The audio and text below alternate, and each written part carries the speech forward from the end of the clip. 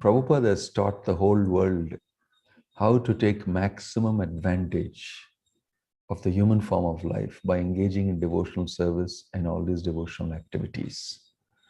So sometimes we may think that, especially for people in India, we think that these are not of great value nowadays because of westernization of a lot of our values. We don't consider these things to be great. How the Yamuna is polluted with factory waste and effluents and all sorts of rubbish. The whole drain of the whole city goes into the Yamuna. How we treat the Ganges. All these things show us to great extent that our values, our value for these things are so low. But when we read the scripture, we see what great value it is. It's meant to be kept on your head constantly. I don't think people, some of them, would like to do that if they go and see the condition of these rivers.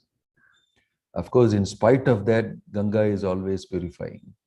That's a little external thing. But materially speaking, we could respect these great personalities like Ganga and Yamuna, who are offering themselves as devotional resources.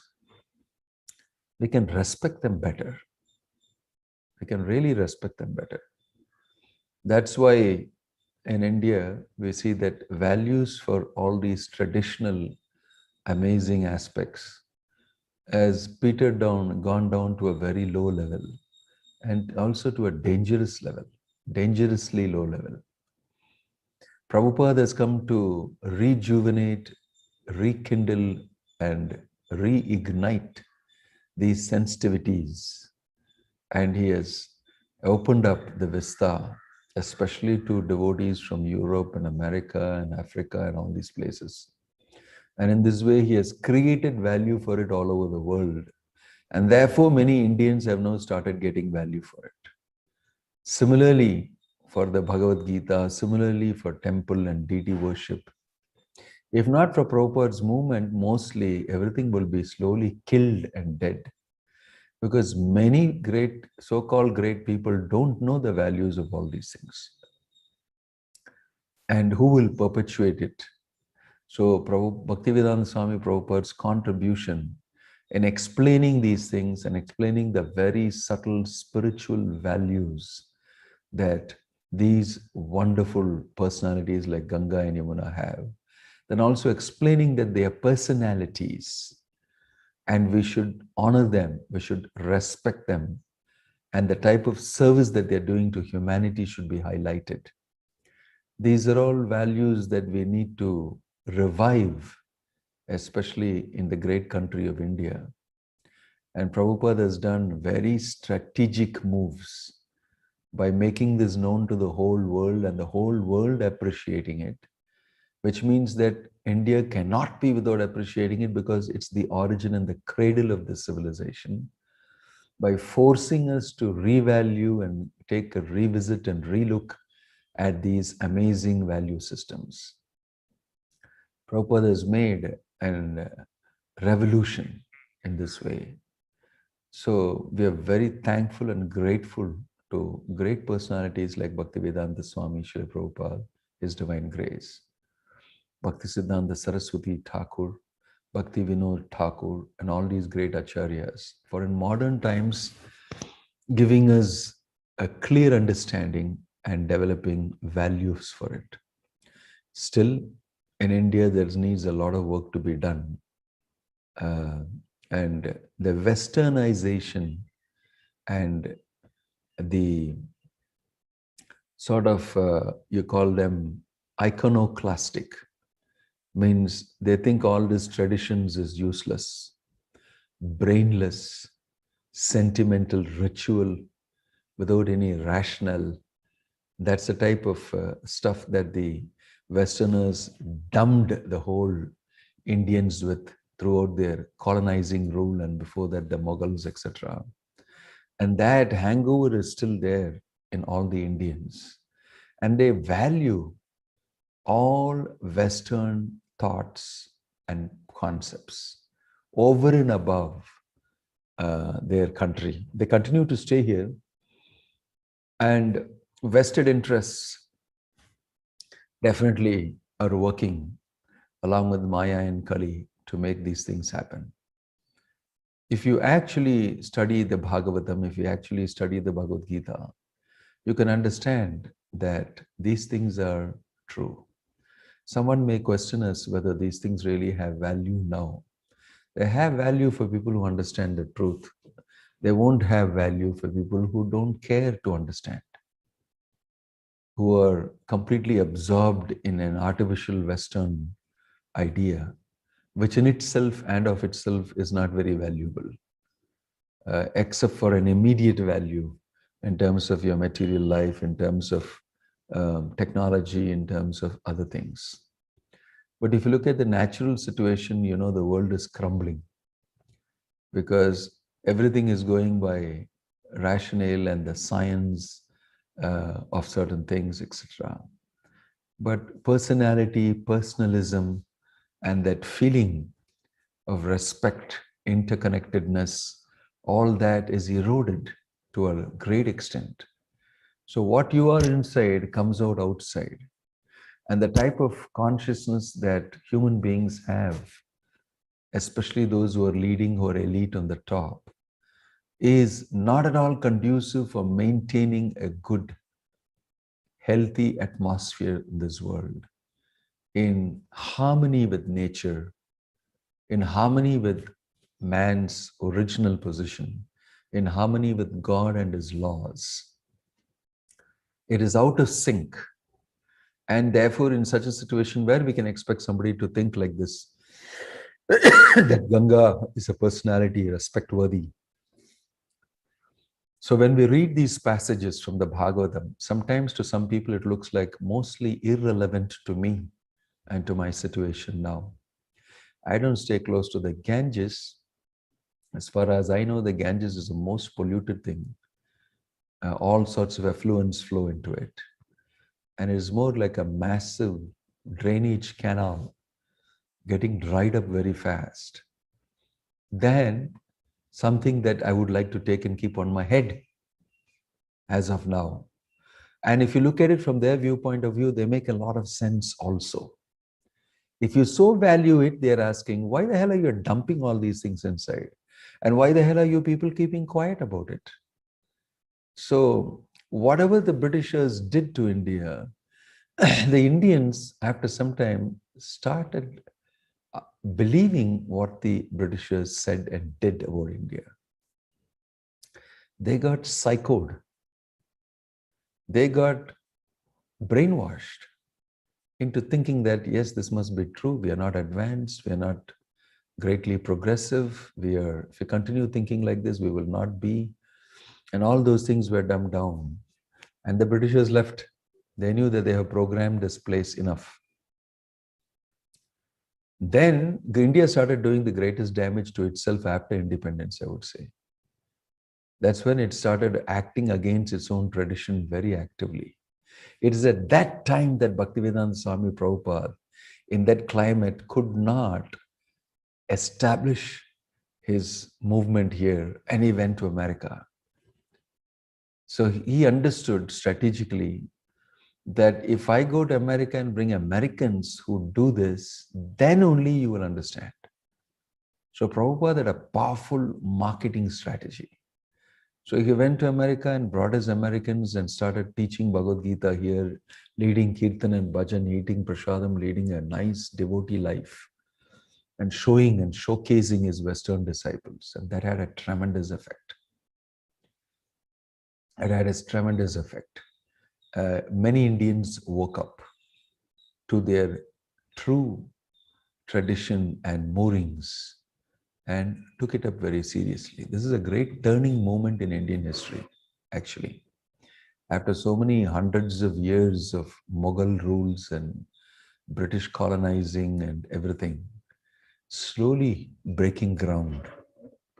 I'm sure in the future, Ganga will flow great force will be completely purified, and many, many devotees will work on these things as long-term projects.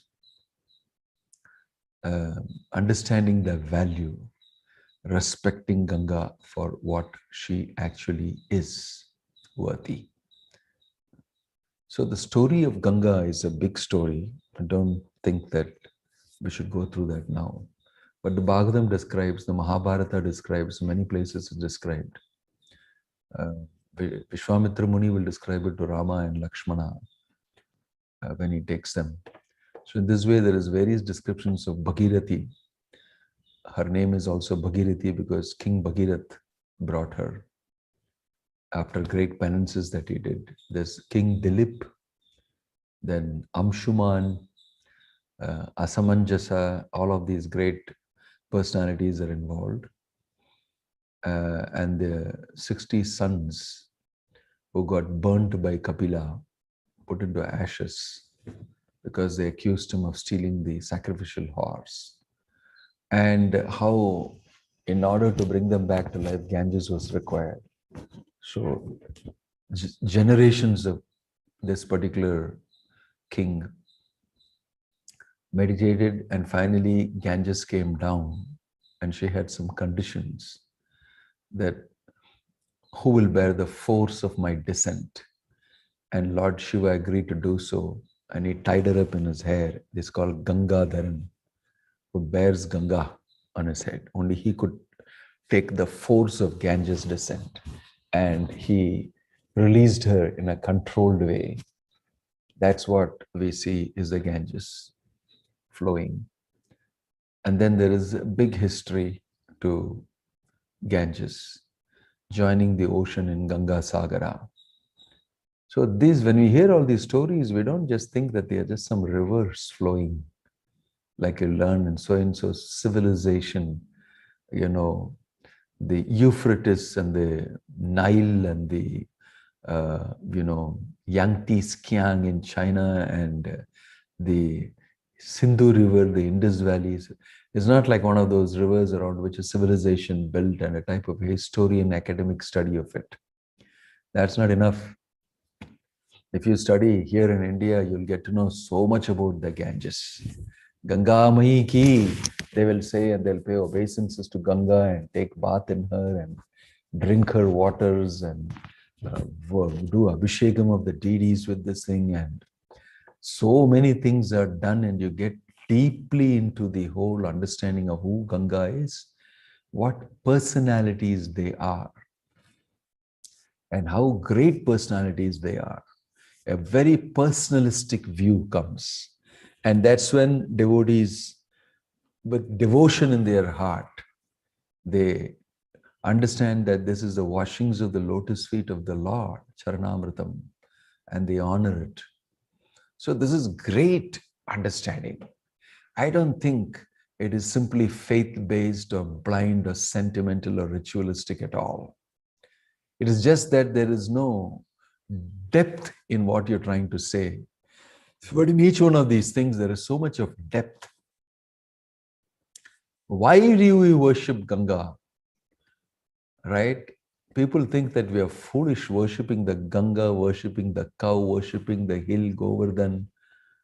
If you don't understand the philosophy, all these things will look downright stupid. And there's no doubt about it. You should feel, I can understand why you should feel that. But if you go through the Bhagavad Gita, if you go through the Bhagavatam, if you go through Chaitanya Charitamrita, you will get a completely different understanding. And that understanding is not something that you should not approach because it has no rationale, it has got some phantasmagoria or fantastic statements in it. That is, you know, Shiva tied up the whole Ganges in his head. But all these things is true. It is true. And why should it not be true? Because it is in today's world and in today's experience, it's not possible.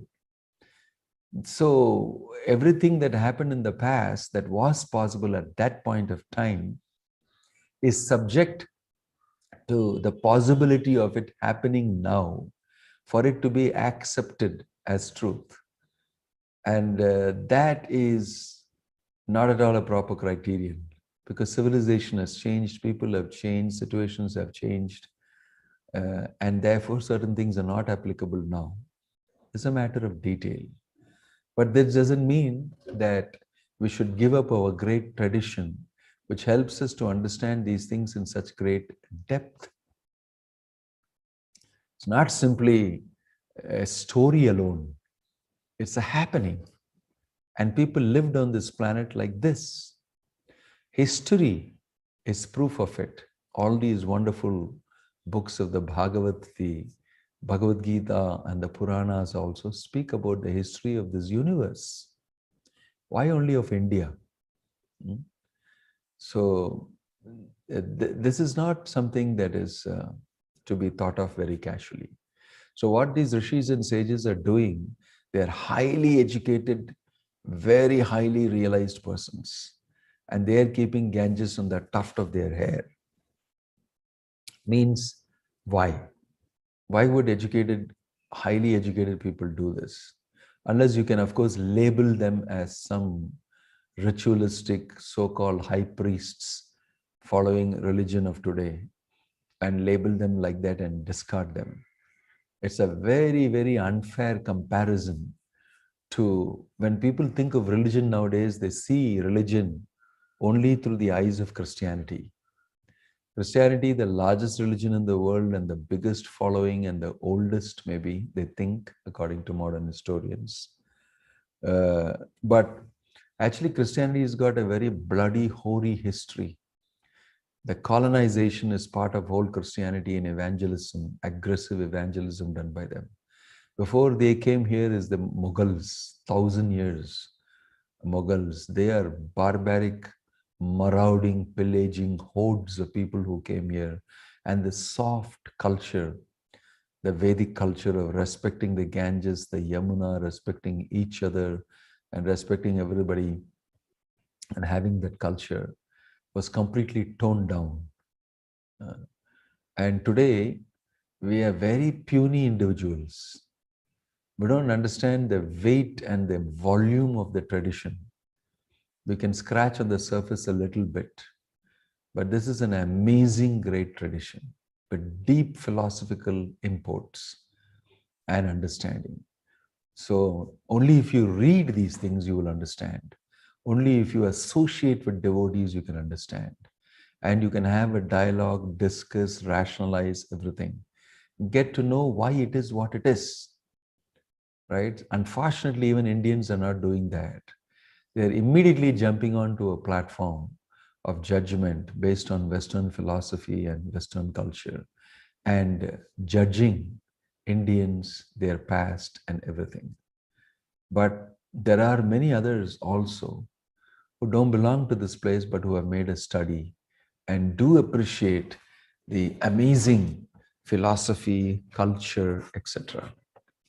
Today, Indians will define Vedic culture as Hinduism is a way of life. I think it is they have gravitated to a very low level, compromising many, many things because they themselves don't know and they have not delved into the scripture or tried to understand their own culture and the tradition and the history properly in the proper perspective.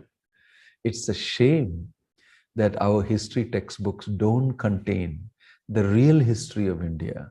And they're all history textbooks written by the Britishers, glorifying all the British colonists and giving very less importance to India and India's great personalities who have contributed in a great way.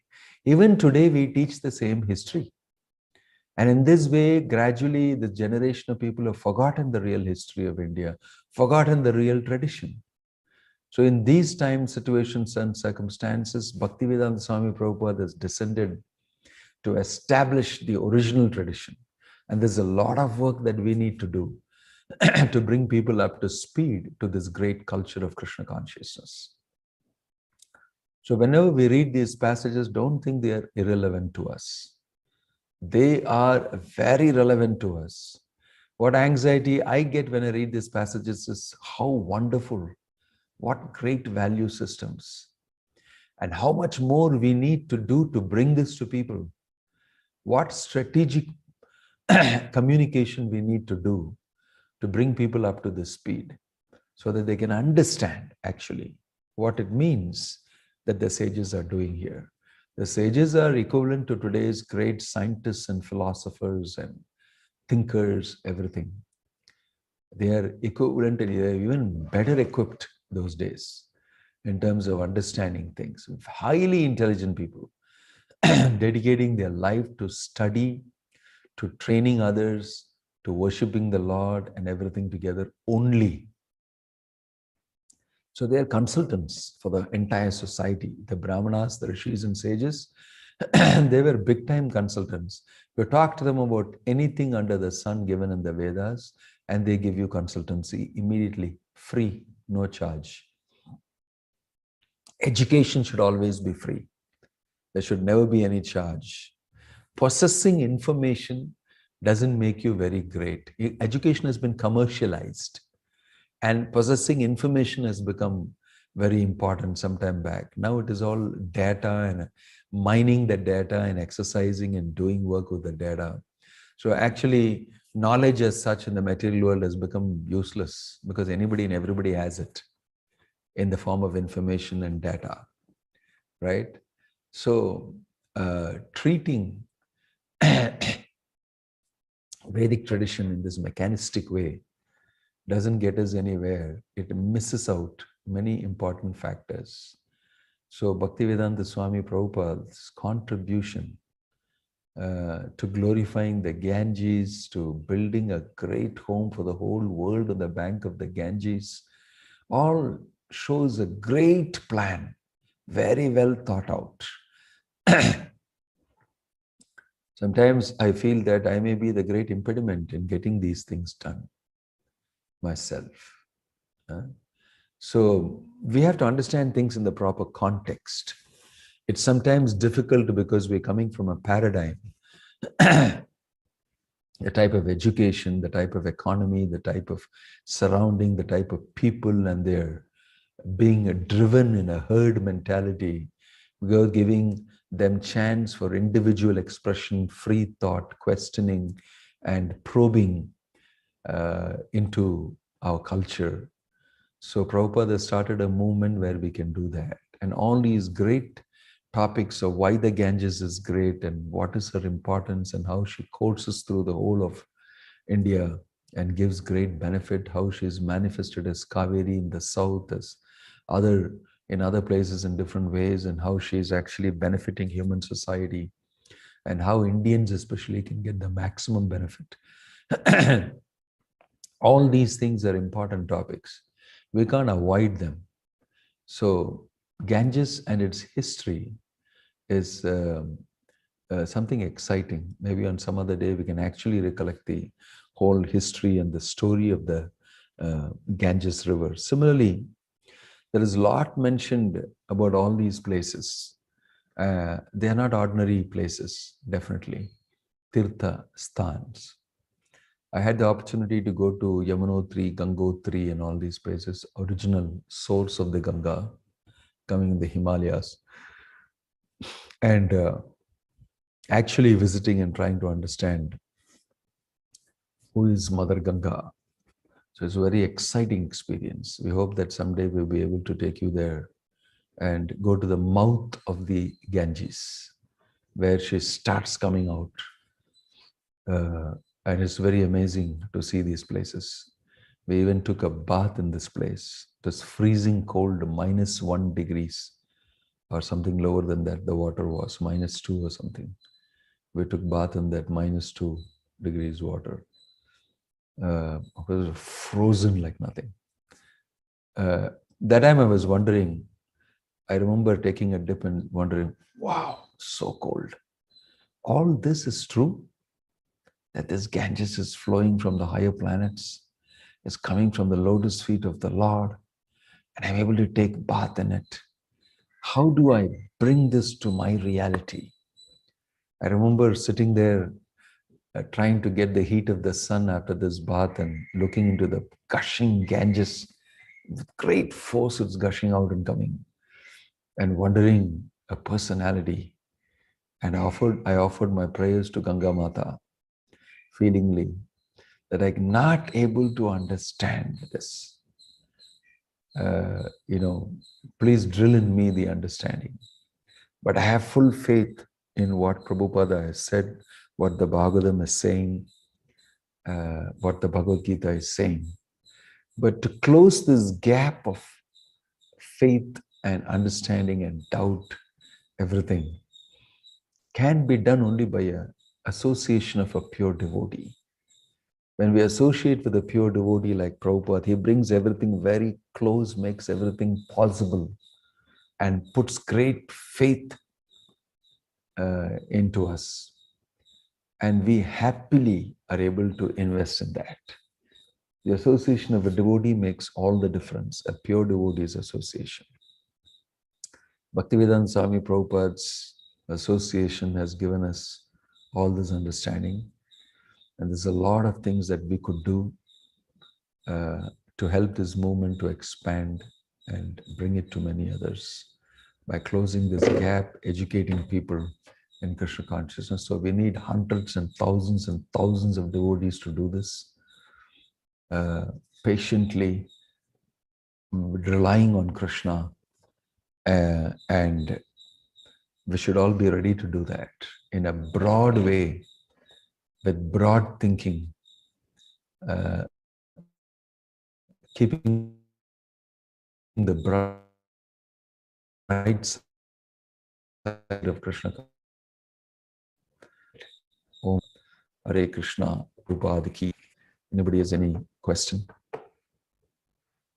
You can also share on the chat if you have.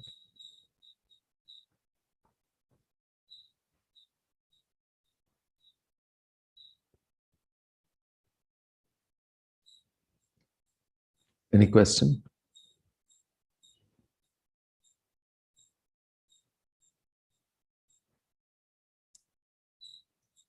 Okay. Om Tat Sat. Hare Krishna. Grantaraj Srimad Bhagavatam Ki.